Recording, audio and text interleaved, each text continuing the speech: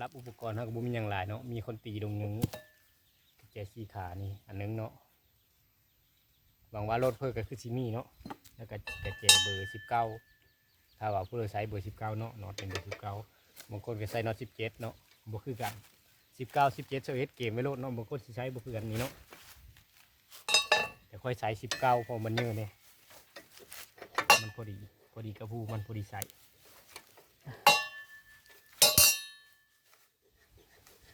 19ตัวนี้เป็น17เพื่ออย่างนี้เนาะโอ้น็อตตัวนี้เกี่ยวว่าเป็นตัวใหม่กันเนาะ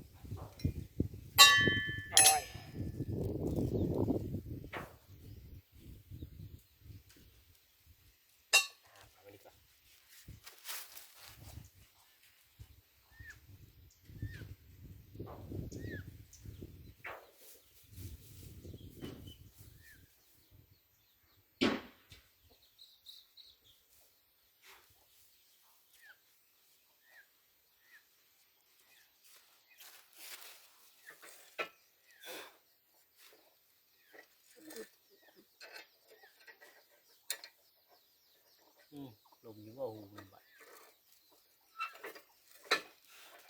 มีเด้อสิบลมเดินเลยโอ้เนี่ยได้เนาะวันนี้เนาะขับเข้าตอนแล้ว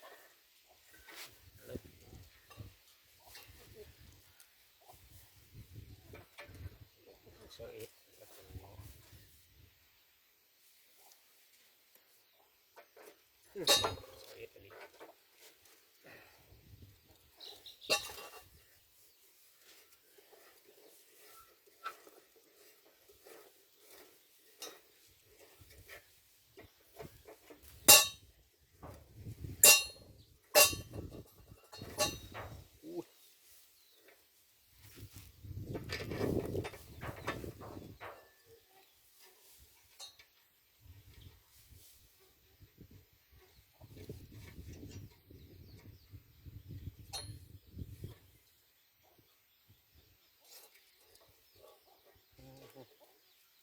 เสยจับมันเสร็จอันนี้ก้อนตูบานนี้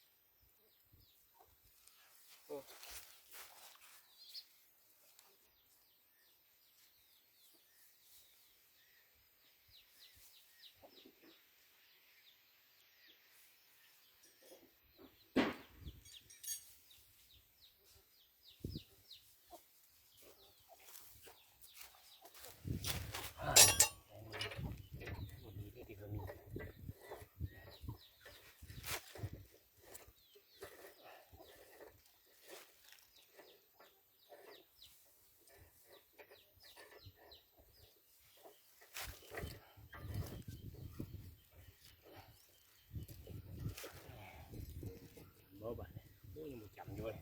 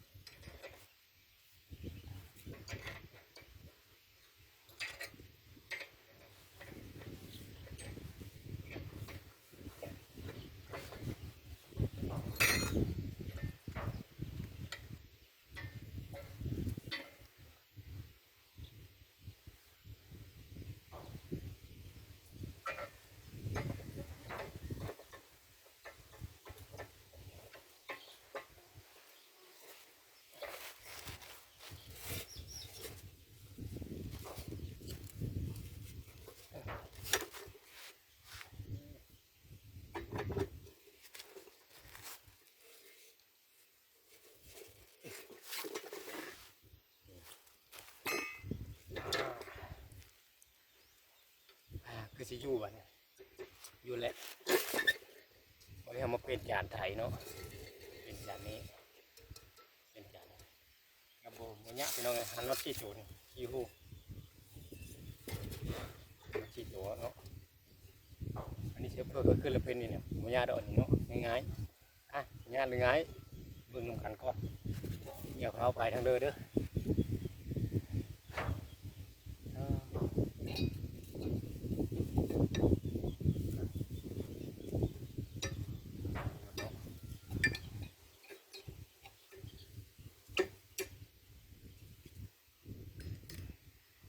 เจบล็อก17ทางเบอร์17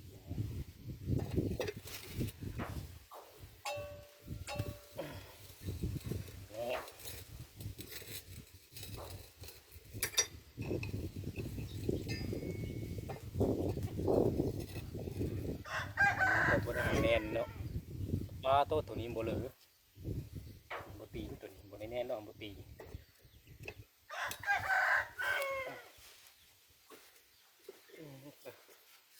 ตัวนี้อยู่นะ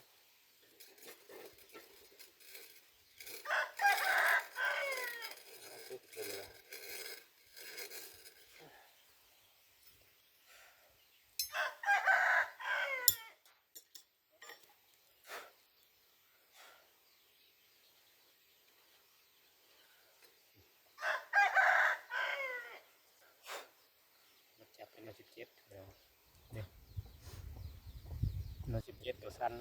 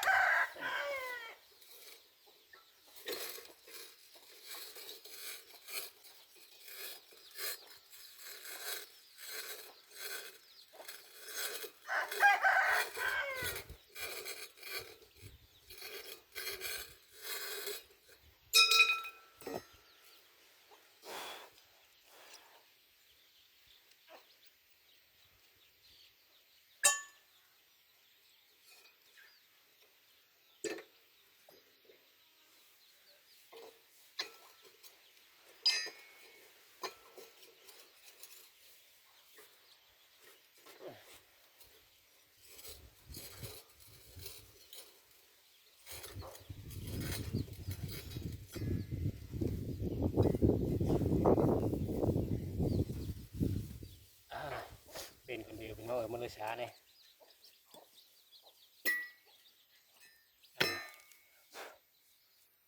พอเห็ดไปเนาะมันยังกันแล้ว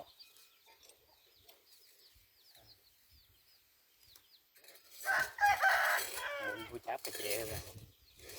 ดันไปแถวนี้ละใครแต่กระเจมันมีครบแน่เจบุครบเถอะปูตัวเห็บนะ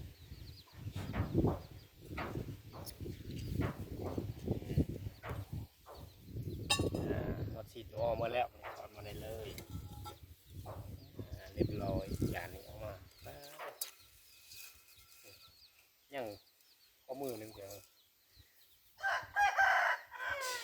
สั้นๆสิบวันเลยใช้คุ้มตัวนี้เอาไปเจ้าละเพชรไปเลยได้วันนี้เฮ็ดสิบเสียหญ้าไว้ไปเฮ็ดสิบเสียหญ้าบาดเฮ็ดสิบเสียหญ้าเอาได้เลยไม่เล็กก่อนบัด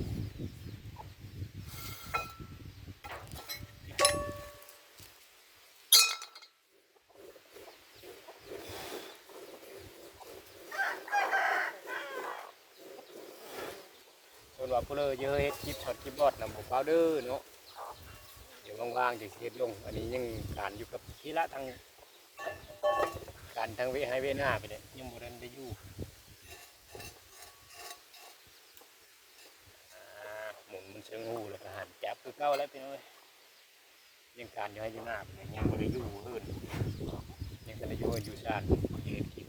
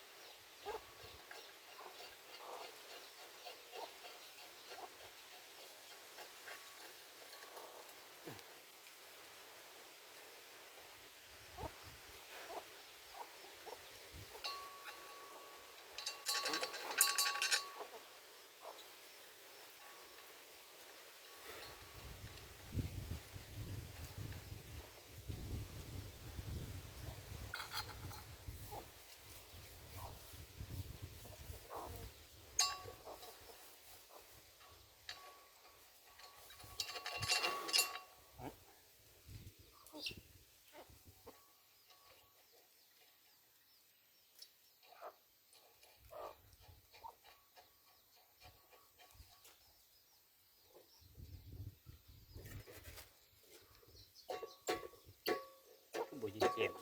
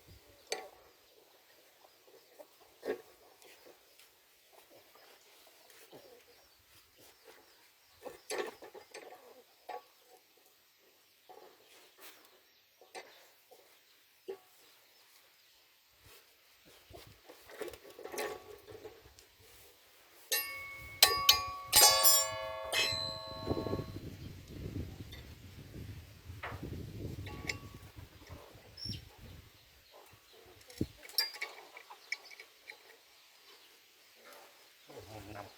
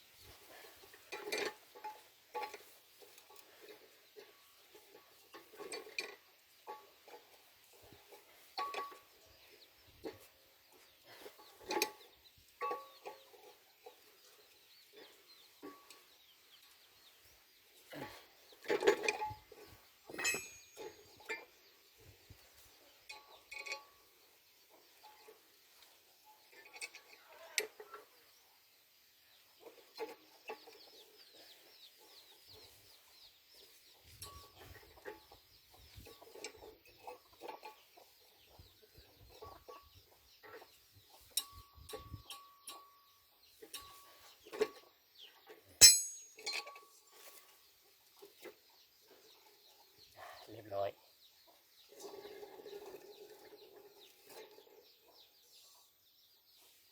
สีกระเล็ดมันก่อนจังหน่อยสามเริ่มเจ้าสี่สามเจ้าพอดีเนาะ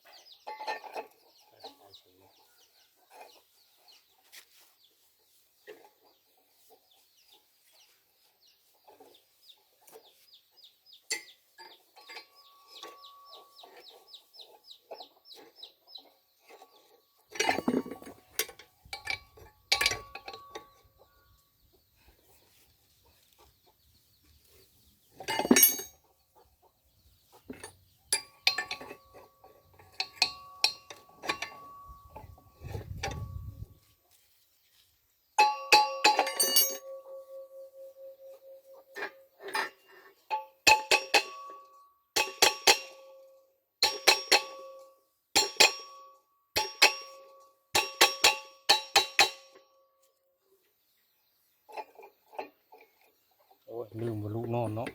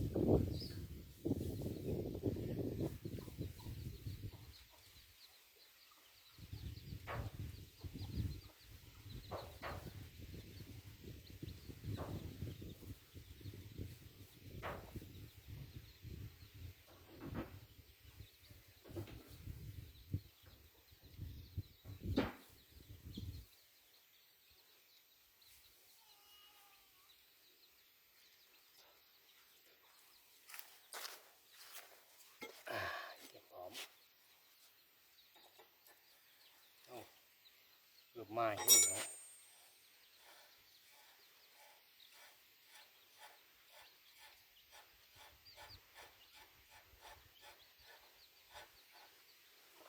เกือบไม้เลยโอ้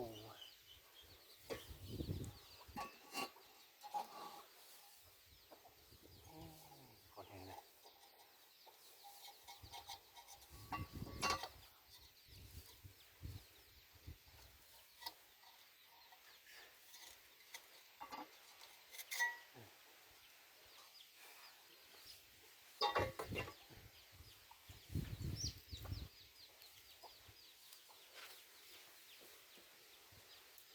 แต่ก็เอาปากกระทิมก็มันมีขี้ดินอยู่นะดีเป็นเงี้ยผมเปลี่ยนไปแล้ว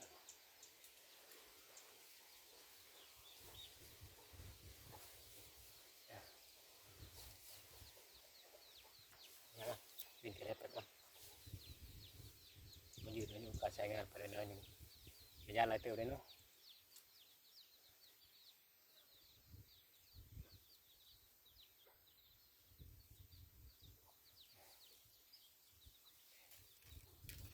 ก็เล็บแล้ว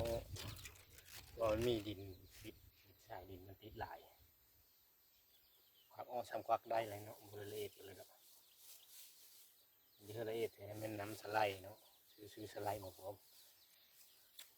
บีบล้างคักเดี๋ยวก็เล็ดไม่เขาดินบ่ใส่พอประมาณนี่นะพอประมาณใส่ได้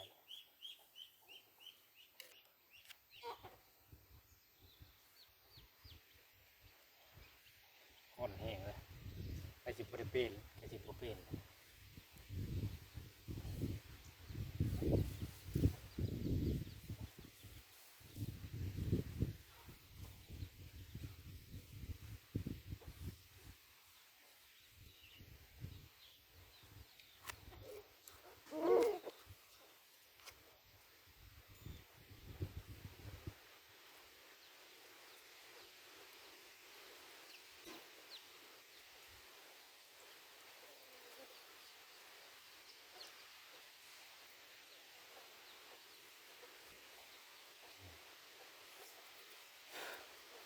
เรียบร้อยเลย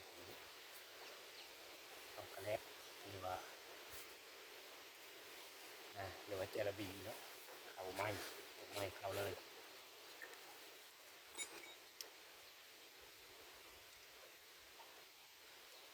เพิ่มประสิทธิภาพในการล่อลื่นไปหลายเติบอย่างน้อยก็ถ่ายชวนมันแล้วแค่นี้เนาะพอถ่ายหน้ายังพอเป็นบริลงตมได้มีแต่กี่ฝุ่นนี่คือสิบโบเฮาดอกเอาติมีแนวข้างหลายขั้นตอนหลายขั้นหลายช่องหลายลืบอยู่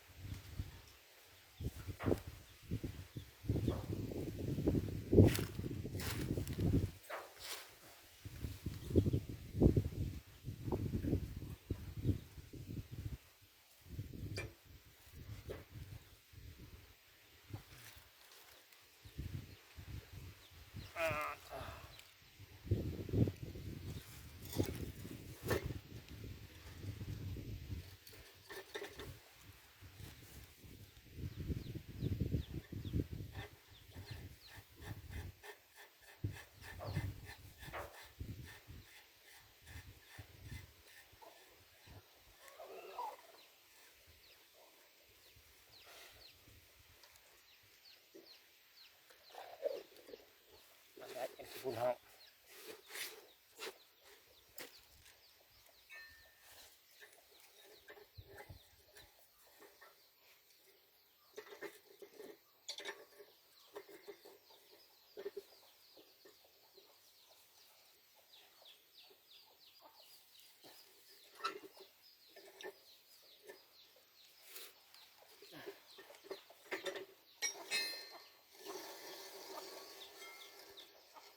ผ่านอันนี้อยู่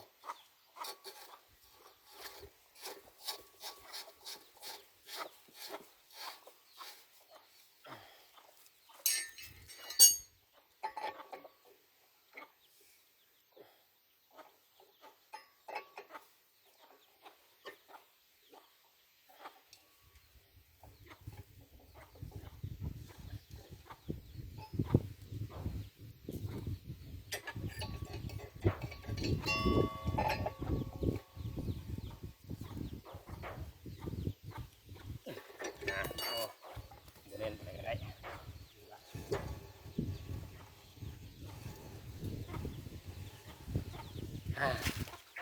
สำหรับจัดจ้างเนาะจากตัวนี้เหมือนขอจบลงตัวนี้ด้วยเนาะเดี๋ยวซีซิกกันนะใส่แกลตดันเอาส่งการทำงานนี้ก่อนเนาะว่าสำหรับคลิปนี้นะเหมือนขอจบลงไปตัวนี้เนาะเดี๋ยวมือหน้ามีฝากติดตามในเดือนเนาะว่าบางทีก็เจอเบิ่งไถโซนเนาะว่าเอารถไถน้อยเขาเลยไถเอาเนาะไม่เอารถใหญ่ไถเงินบ่หลายเนี่ยเงินบ่พอเขาเนาะเอาก็ใช้รถไถน้อยเฮาแต่ว่าเช็คสภาพเครื่องให้มันเละให้มันดีเนาะมันก็สิใช้ได้คือกันอยู่เพราะว่าหน้าค่อยมันบ่แม่นดินด้าดินนั่นแท้เนาะ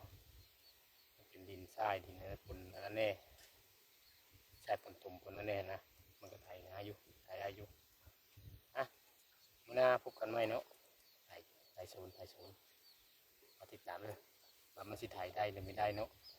มาลุ้นลองเบิ่งเนาะเดี๋ยวคลิปนี้มันขอจบลงเพียงเท่านี้ก่อนเดี๋ยวลืมเกล็ดส่งจานให้คนเนาะบ๊ายบายคลิปหน้าพบกันใหม่